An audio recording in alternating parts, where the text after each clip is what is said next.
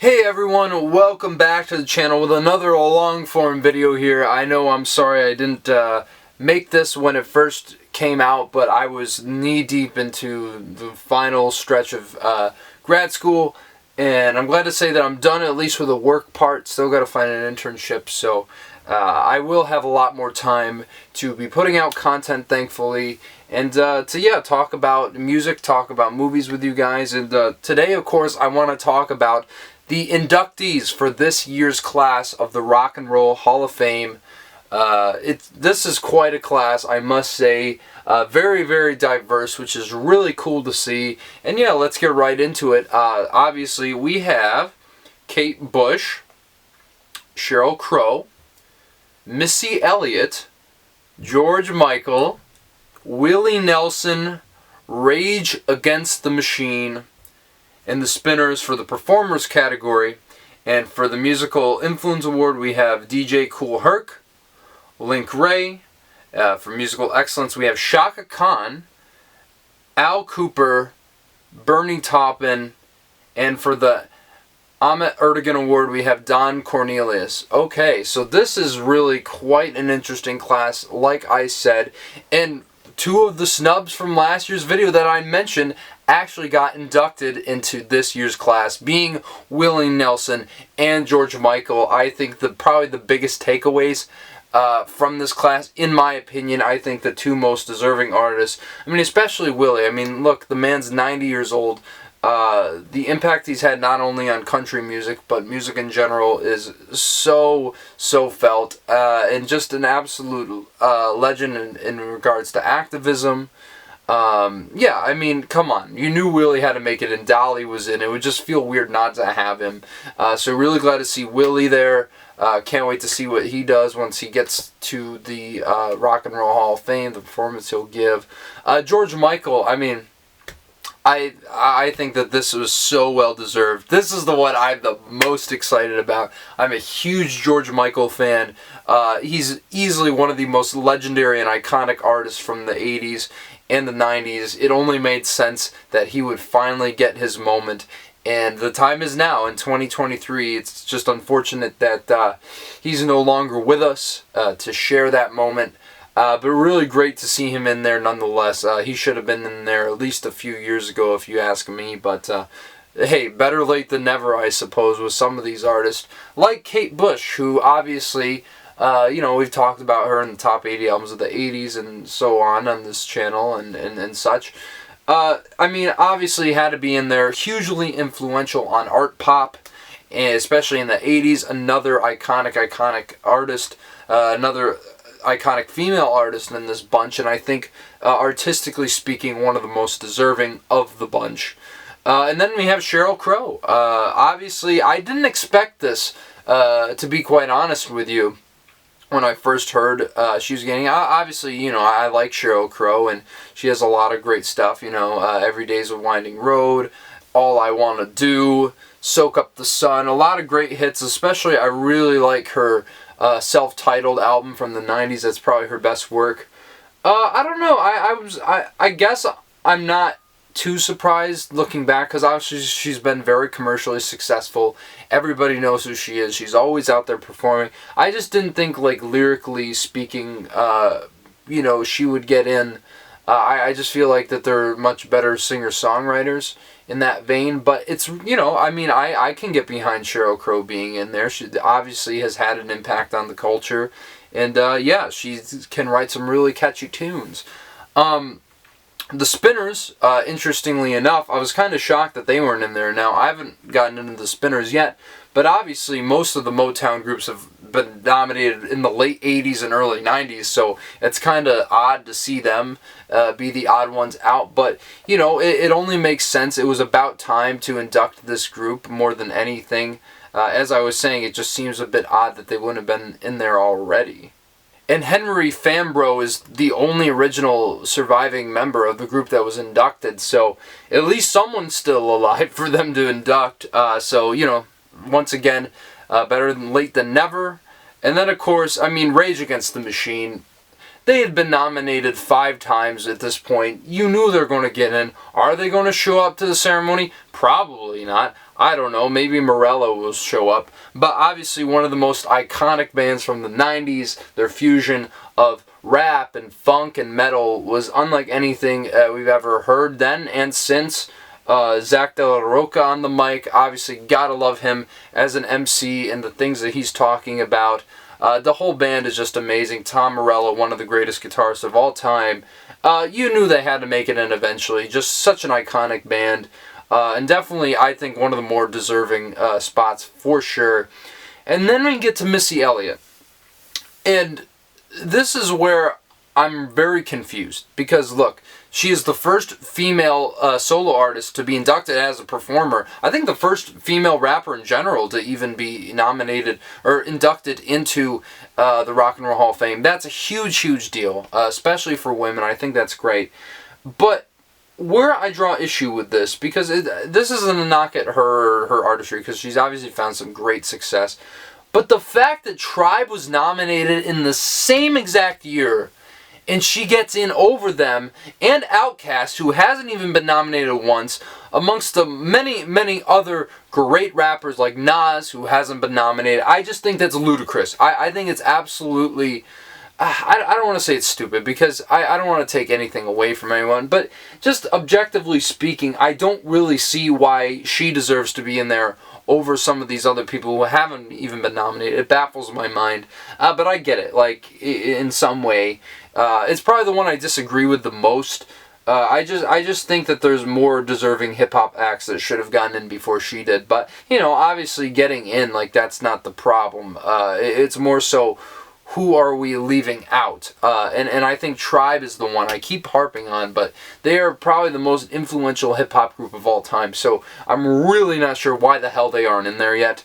And I'll get into that a little bit later, as who I think is going to be inducted next year. That's something I might want to talk about. But yeah, a lot of these other ones, DJ Kool Herc, don't know much about him, but obviously he must have been a big influential figure, I would assume, in hip-hop. So that's cool. Link Ray, I've heard about him, but I haven't really gotten too familiar with his work. Here he was a great guitarist, so that could be something to check out. Musical excellence. Okay, this is very interesting because I am familiar with some of these people. Chaka Khan, haven't really gotten into her music, but I was surprised that they inducted her there, because I would have sworn that they would have put her in the performer category at some point. So I don't know why, like, they did the same thing with Judas Priest just to get them in there. But hey, you know, it's cool to see Chaka Khan here. I'm sure she's going to give a great performance. So that's really cool. And of course, Al Kooper. Yeah, I got to give Al Kooper some respect. I mean, he's played on some of the most iconic records of all time, especially like a Rolling Stone. You hear that organ and you know it's him, and you know, obviously such an iconic session musician in the 60s, in the 70s, and so forth. So I was really glad to see him get his respect. But I'm really happy Bernie Taupin was finally inducted, because look, I mean, as beautiful as Elton's compositions are, Elton John wouldn't be what he is without the beautiful lyrics penned by Bernie Taupin, and I think it's about time that the Rock and Roll Hall of Fame recognized him in some way, because, I mean, come on. I mean, one of the most iconic songwriters of all time. I'm surprised it took them this long to get him in there. Very happy for Mr. Bernie Taupin there. And of course, Don Cornelius, very interesting they inducted him. Obviously, you know, Soul Train and everything. He's got quite a legacy behind him. So it's cool to see them, you know, put him in there. Obviously, he's since passed. But yeah, no, I think this is an interesting class. But a lot of things, like I said from last time, still haven't taken place. Like a lot of the artists I said, I'm still waiting on that Sinatra induction. I feel like they have to induct him at some point in the early influence category. It's the only way to do it. It's the only way that makes sense. And I really don't see what the problem of nominating or inducting Sinatra would be, because I feel like that would bring a lot of people into the ceremony just because of how big he is and how legendary he is. If they do care about it, it would be nice to finally give him some respect. But, you know, as opposed to actually doing the snubs again and counting them down, I was thinking of maybe waiting till next year to do that and kind of update my thoughts if anyone else gets in, like Outkast, or anybody. I mean, really, I think, you know, this year's shown that we already had 2 of my picks from last year get in. So, you know, I think they're moving along the right path, but there's still a lot of work that has to be done. And so I'll give you some of my predictions for next year, and kind of looking at who could be inducted in their first year of eligibility. Now, one I have to get off my chest, and one I think this will probably follow the same route as Rage Against the Machine, but hopefully for not as long. A Tribe Called Quest. I mean, come on. You got Q-Tip. You got the late Phife Dawg, Ali Shaheed Muhammad, Jarobi White. I mean, these guys have to get in. I mean, as I said, they influenced everybody in alternative hip-hop, changed the game, the samples they were using. It's crazy to me that they have inducted Missy Elliott before them, as I said. But so not to beat a dead horse, but I really do think that Tribe Called Quest is one of the best, I'd say the best hip-hop band, if we're not including Outkast, because I count them more as a duo. So yeah, they have to get them in within either next year or the year after. But I'm going to predict that they are going to be inducted next year, because I think it's about time, and I think we might see another hip hop group slip in there as well. Outkast. I think Outkast is finally going to get nominated, though I will say I'm not sure if they're finally going to be inducted yet. But then again, I feel like it's the same thing with like George Michael. Once you nominate them, they're getting in as soon as they are nominated. Because they're not like Warren Zevon, who like has a good following behind him, but doesn't have enough popularity to, I think, really get him in. When he, first was nominated. I think Outkast is obviously one of those groups that absolutely will have that traction behind them. I definitely think Beck has another shot. I think he's due for another nomination. He wasn't nominated this year, but he was the year before. And especially if we're finally getting around to 90s acts, I mean, Beck is one of the best. Absolutely crazy in all the best ways possible. I mean, he pushed music in a way. It's so weird how his music became... Well, like, when he became commercial, he was still, like, not appealing to the... Like, he wasn't pushing into the mainstream at all. Like, he was doing this weird and wacky shit that everyone still ended up loving. So, really hope to see Beck get in there very, very soon. Also, looking at next year's crop of musicians and groups who could get in, I don't really see a lot of these people being nominated their first year, except John Mayer. I think John Mayer obviously has, especially in the rock community. I mean, this man's played with B.B. King. He's played with Eric Clapton. He's played with all the greats. They all respected him and still do to this day. Played with the Dead, or at least some of them. So I think if anyone has a best shot, it will be John Mayer, because I know they're certainly not going to nominate Jennifer Lopez. But yeah, I definitely think that's definitely a way in to kind of, appeal to that class. I think the White Stripes, obviously, another group, they were nominated this year. Honestly, I still have to listen to more of them before I, say anything firm on them. But I think there is a chance they could be nominated again. I don't know if they're going to get in, though. Not too sure about that, especially if Tribe hasn't gotten in yet. Not that there's a correlation between the two, but I think you might understand what I'm trying to say. I also think that Daft Punk has not been nominated yet. I think that's kind of ludicrous, especially talking about the 90s. They got their start in the 90s. I definitely think they should be nominated, hopefully in the next couple years. But I think they might finally get a nomination next year. Fingers crossed. I also think it's crazy that Oasis hasn't been nominated yet, because they were so huge and everybody memes Wonderwall to death. So honestly, I'm not really sure. Maybe it's because the Gallagher brothers are a couple of twats. So if that's the case, I understand why they're not in. But regardless, I think that is going to be the crop that we are going to see next year. I think Soundgarden might get another nomination as well. Obviously, did very, very, very, very well in the fan vote. Maybe not as well as George Michael, but they came pretty damn close. And so did Cyndi Lauper, so she could always get another nomination. I think they might even give another go at Joy Division New Order. Definitely so many, you know, alternative acts are indebted, especially, you know, new wave, post-rock. So many people are indebted to those bands. So I think if they induct them, that could work as well. But I do think they might be a little too niche to snag a spot next year. But yeah, so if I had to really narrow it down, I think the people who will, I mean, yet again, this is all speculative. Like, we don't know till we see it. But I think the best shots we have of artists we're seeing next year, probably Tribe Called Quest, Outkast, Daft Punk, John Mayer, let's say Cyndi Lauper, let's say Soundgarden maybe. I don't know. I don't want to go two-headed. I don't want you to take my word for absolute truth.